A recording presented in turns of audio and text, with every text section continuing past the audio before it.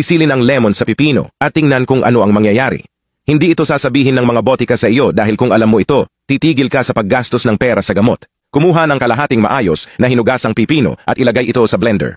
Magdagdag ng ilang piraso ng sariwang luya, ang katas ng isang bagong pisil na lemon at isang baso ng tubig. I-blend ang lahat ng ilang segundo. Ang resulta ay isang simpleng ngunit makapangyarihang juice. Ang juice na ito ay tumutulong sa pag-deflate ng buong katawan. Sa ito ay isang natural na diuretic na nag-aalis ng naipon na likido at mga lason. Pinipigilan at tinutunaw nito ang mga bato sa bato. Malalim nitong nililinis ang mga bato, pinapabuti ang pagtunaw at pinapabilis ang metabolismo.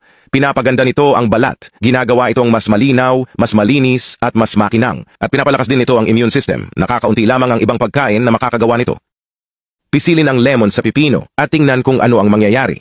Hindi ito sasabihin ng mga botika sa iyo dahil kung alam mo ito, titigil ka sa paggastos ng pera sa gamot. Kumuha ng kalahating maayos na hinugasang pipino at ilagay ito sa blender. Magdagdag ng ilang piraso ng sariwang luya, ang katas ng isang bagong pisil na lemon at isang baso ng tubig. I-blend ang lahat ng ilang segundo. Ang resulta ay isang simpleng ngunit makapangyarihang juice. Ang juice na ito ay tumutulong sa pag-deflate ng buong katawan. Sa ito ay isang natural na diuretic na nag-aalis ng naipon na likido at mga lason.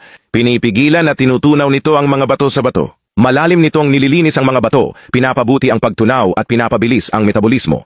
Pinapaganda nito ang balat, ginagawa itong mas malinaw, mas malinis at mas makinang. At pinapalakas din nito ang immune system. Nakakaunti lamang ang ibang pagkain na makakagawa nito.